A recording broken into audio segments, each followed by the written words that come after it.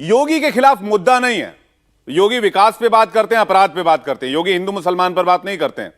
योगी कहते हैं विकास के नाम पर वोट करो, लॉ एंड ऑर्डर सिचुएशन को जिस तरह से मेंटेन किया उसके नाम पर वोट करो। उन्होंने कभी हिंदू मुसलमान की बात नहीं की। सवाल इस बात को लेकर आता है कि जब उनके खिलाफ मुद्दा नहीं है तो मुसलमानों को उनके खिलाफ खड़ा करने के लिए, ब्राह्मणों को उनके खिलाफ खड़ा करने के लिए, अन्य जातियों को उनके खिलाफ खड़ा करने के लिए टूलकिट गैंग का प्रयोग किया जाता है। सरवर जी, मुझे लगता है आप लोगों को शायद वो भाषण तो याद ही होगा चुनाव में, जब योगी जी पूरी तरह से फुल फॉर्म में थे। 17 वाली कहानी तो छोड़ दी, 22 की बता रहा हूँ, जिसमें कब्रिस्तान और शमशान और 80-20 इस तरह के शब्दों का इस्तेमाल आदरणीय योगी आदित्यनाथ जी ने ही किया था।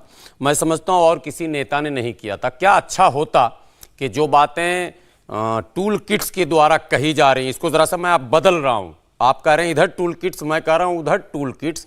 कुछ मनोवैज्ञानिक शब्द गढ़े गए हैं और वो भाजपा समर्थक लोग उस शब्दों का खूब इस्तेमाल करते हैं। एक मनोवैज्ञानिक शब्द ये है कि यदि कोई सवाल आपसे पूछे कि पुलिस के कब्जे में, जुडिशियल कस्टडी में आखिर इस तरह से 3 हत्यारों ने अतीक अशरफ की हत्या क्यों कर दी, ये सवाल संवैधानिक सवाल है, कोई भी कर सकता है, करना चाहिए, क्योंकि ये एक बड़ा मामला है। ये एक संवैधानिक सवाल कैसे होगा? 5 सेकंड मैं बोलिए, लेकिन ये संवैधानिक सवाल कैसे हो गया? 5 सेकंड जुमला पूरा। ज्यों ये सवाल कोई करता है कि भाई ये हो कैसे गया, क्यों वो गैंग जो टूल किट्स है वो सकर, देखो देखो देखो ये अतीक का सपोर्ट कर रहा है। अरे भाई अतीक का कोई सपोर्ट नहीं कर रहा। आपसे सवाल पूछ रहा, आप लॉ एंड ऑर्डर का ढोल जो कर्नाटक तक पीट रहे हैं, तो यही तो लॉ एंड ऑर्डर आपका है कि कोई भी किसी की हत्या कर दे रहा सड़क पर और आप आरोप लगा रहे हैं ये तो सपा ने पाला था।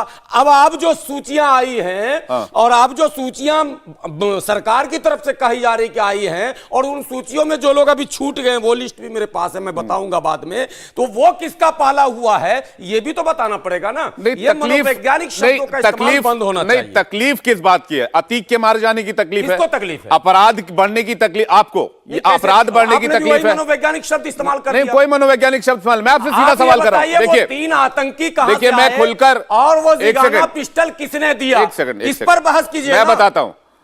अतीक को लेकर जो सवाल आप पूछ रहे हैं, आप मुझे बताइए आपको तकलीफ किस बात की? अतीक के मारे जाने की तकलीफ है, या उस हत्या की तकलीफ है, उस अपराध की तकलीफ है जो उत्तर प्रदेश में हुआ, या उन जैसे तमाम अपराधों की तकलीफ है जिसके खिलाफ ऐसे ही मुखर होकर आप पहले भी बोलते रहे हैं, या सिर्फ अतीक की हत्या पर आप इतना मजबूती से सवाल उठा रहे हैं? नहीं, आपने अपने चैनल में जब भी जिस विषय पर भी बुलाया होगा, मुझे लगता मैं मुखर ही होकर अपने जो योग्यता हमारी है उसके अनुसार बोलता रहा हूं।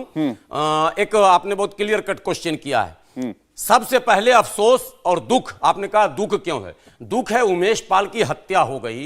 जब अतीक माफिया जेल में है, अशरफ माफिया जेल में है, किस माफिया ने ये सारा खेल खेल दिया और किस तरह का लॉ एंड ऑर्डर आपका था जिसमें सुरक्षा बल भी उसकी सुरक्षा में लगाए गए थे। दुर्घटना ऐसी हुई कि वो सुरक्षा बल भी शहीद हो गया।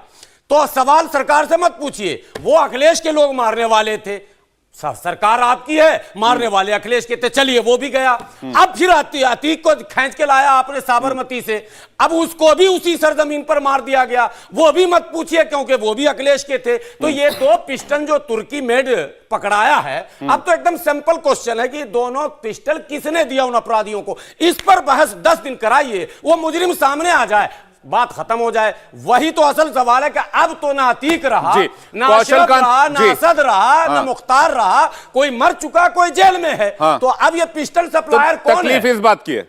इंडिया टीवी हर वक्त हर जगह डाउनलोड करने के लिए सर्च करें India TV news Google play store या ऐप स्टोर पर।